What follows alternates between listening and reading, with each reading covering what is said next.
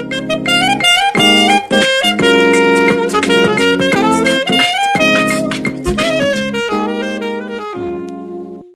and welcome back to Coming to Our Senses, the podcast where we try to make sense of sensation. My name is Nick and I am your host. Thanks for tuning back in. Sorry for the hiatus last time around. Took a little break, but we're back, and this week we have a pretty cool concept to talk about, and that's ocularcentrism. So we've been kind of talking about different themes, different ideas that have emerged around the senses, and soon here what I want to do is dive into different senses pretty in depth, talk about sight, sound, taste, smell, touch, and other senses such as kinesthesia, the sixth sense, interoception, more in depth individually, maybe bringing on some guests to talk about it, and also just diving into what's been written so far. But right now what we're kind of working through are different ideas, different topics around the senses that show that there's a lot to it, especially in the realm of sociology, in the realm of social sciences.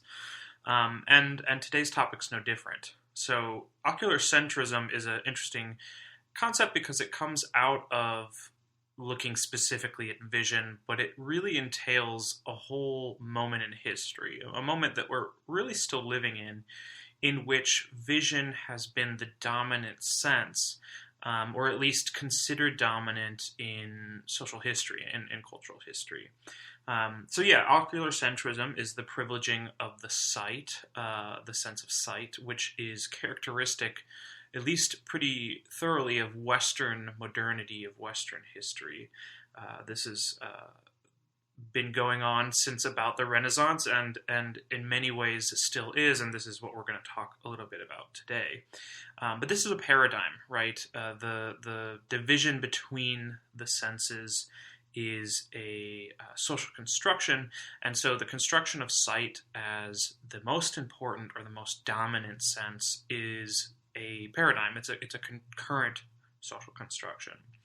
Now, privileging sight also comes with the reduction or the outcasting of other senses, particularly what are known as proximate senses, so taste, smell, touch, and using sight as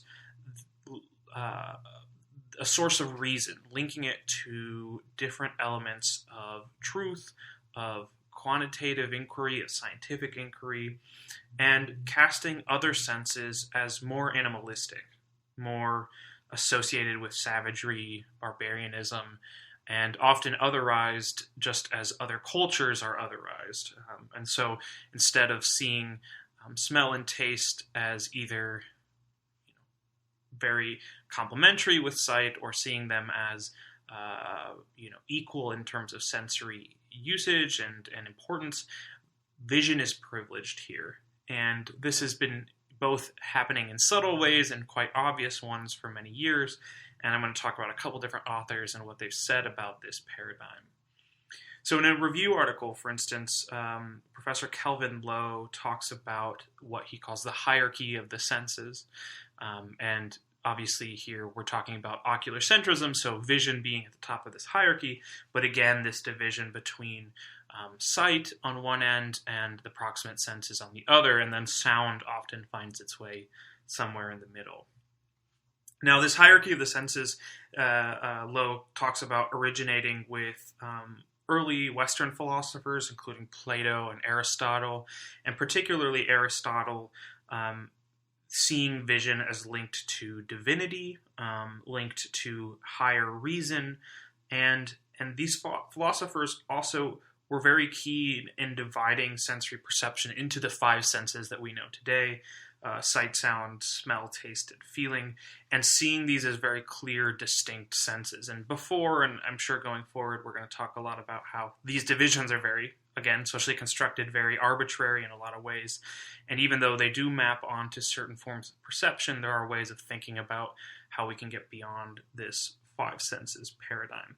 So this hierarchy of the senses has vision at the top, and early philosophers thought about the linkages between vision and different forms of status. So again, divinity, privileging sight when it comes to the scientific revolution, thinking about original perspectives and truth as being linked to what we can see, right, as the title of this episode alludes to. Now, the hegemony of vision is dependent on this division, which many have denounced as artificial, linked to very different cultural norms, and this is why we're looking at how it originates in the West and how the Western conceptualizations of vision spread globally. So this is not to say that all cultures have privileged vision. In fact, some don't even have distinct characterizations around vision and instead see other senses as predominantly important, such as taste and smell. So we're going to think a little bit about this. And in looking at ocularcentrism, there are a lot of ways of considering it linked to the rise of Western modernity. The first is the connection between what we can see and print media or print capitalism. This is going to theorists in communication studies, Marshall McLuhan, Benedict Anderson, both came up with these very integral studies about communication, about connection, and how they discuss how the proliferation of text as a visual medium creates a sense of trust in what we can read in the written word. And this is linked to the power of different states, nation states, different divine rulers to control and create, national, local, religious, ethnic communities. And so vision, being able to read, being able to create a kind of collaborative community around national ideas, for instance, around symbols, is largely dependent on whether or not a population is literate. And the kind of development of print capitalism makes this way more applicable, makes it more possible because of the spread of text, which then went from being an incredibly privileged facet of society, whether or not you can read, to being one that allows for kind of widespread.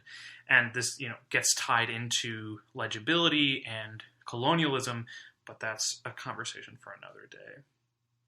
Now, Martin Jay is another scholar who has further expanded on this idea of ocularcentrism with what he calls regimes of scopic modernity.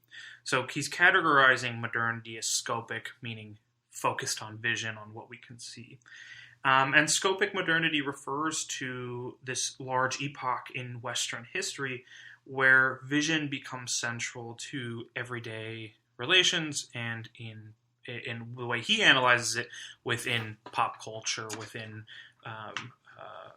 history, within particularly art history.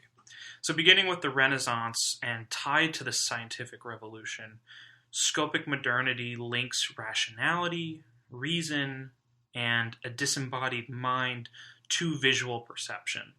In other words, being able to see is linked to reason, is linked to the ability to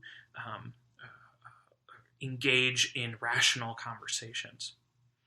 Sight gains this power as this quantitative, objective, dispassionate form of truth, which bleeds into all facets of society and, as we'll talk about in a little bit, still persists today in how we understand who we are and how we relate to one another. What is truth? What is real? What is objective? So Martin Jay discusses the emergence of scopic modernity within three concurrent moments of European art history. So he's looking at painting and he's drawing out of some of his analysis of different moments in art history. And I'm not going to go super in-depth into it, but I want to talk about these three moments because I think they give a little bit of insight into what he's getting at with scopic modernity.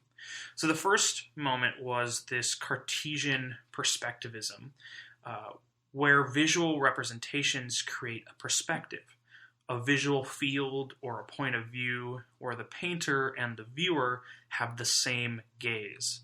Now, this perspective was withdrawn from the painter's emotion and essentially was known to hold a mirror to the world. This form of painting was tied to science, mathematics, and created flat representations that involved what he says or quotes as the dispassionate eye of the natural observer.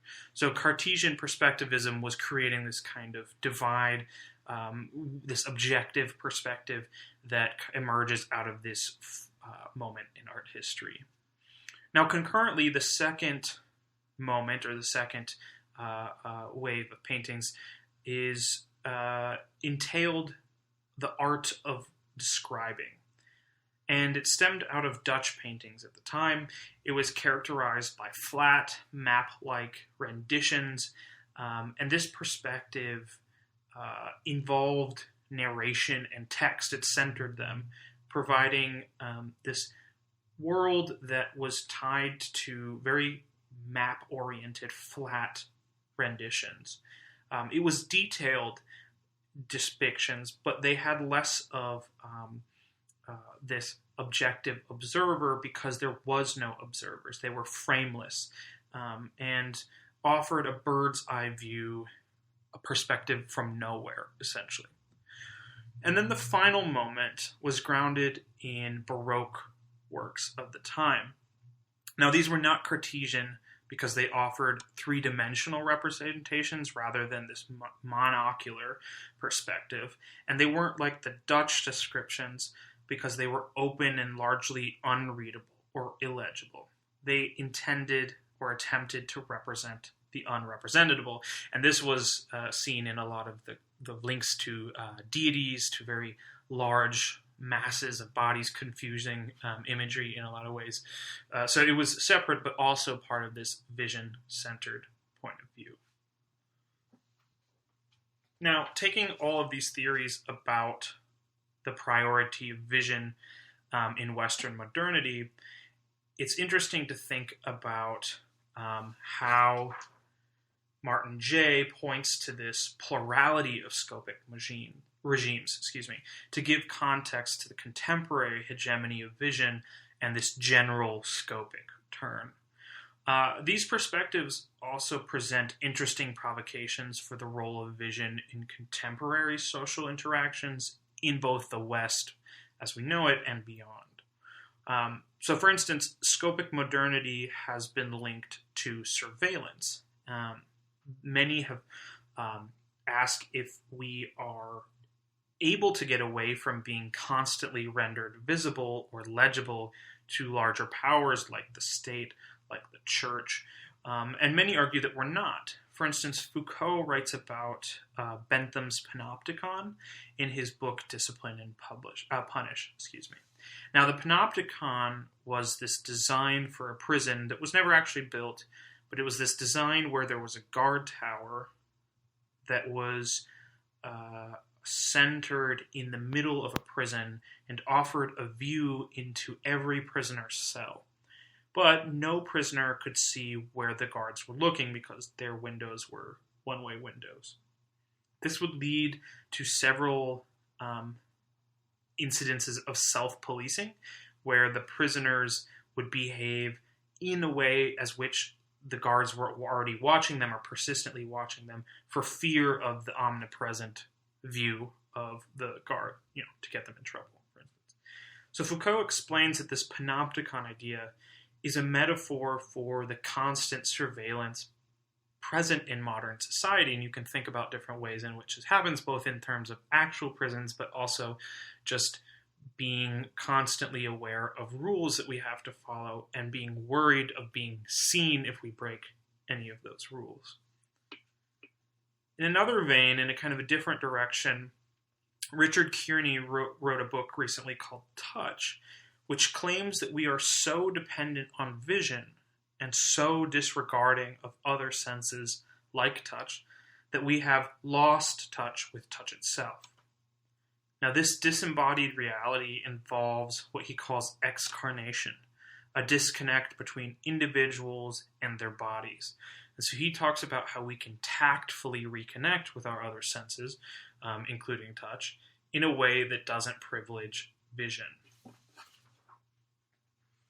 So if we take these ideas together in tandem and think about how historically vision has been central to ideas or notions of truth and reason in Western modernity for centuries. It's interesting to think about the contemporary manifestations and the contemporary consequences of those examples. It's constant in our lives today with the circulation of different computers, phones, the more obvious constantly being on camera, but also in different, more subtle ways. For instance, military equipment for modern warfare depends on satellites and drones, which are visually oriented technology. Social media relies on the constant circulation of images on Instagram, for instance, or texts on Twitter, or videos on TikTok, and this constant circulation of visual imagery is central. Vision works its way into our linguistic metaphors. In language, for instance, we say, "I'll believe it when I see it." We say, "You and I see eye to eye" when we mean to agree. Or, "I can picture it in my mind's eye," again, centering the "I" here. And then finally, during the pandemic, one thing that emerged kind of central to my experience, and I'm sure many others, was that I was constantly on Zoom or FaceTime or WhatsApp in order to socialize over a video call during work or school or just for pleasure. And this kind of constant being online, being on the computer, having my camera on, was this constant scopic presence, right? This constant visual presence. And it makes me think a little bit too about people who have anxieties about this and who worry about their cameras being on, people who use dashboard cameras, for instance, people who actually cover up their cameras on their computer. Being a kind of just a normal part of how we operate today, how we make relationships, is through visual connections, right?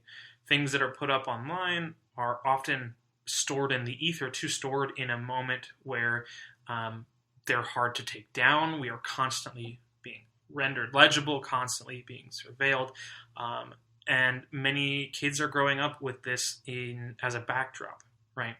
Now, it's not to say that there weren't other forms of visual surveillance before the internet and before Zoom came around, but that this, I think, is a moment in which we are transferring a lot of our everyday interactions onto very hyper-visual and hyper-surveilled spaces.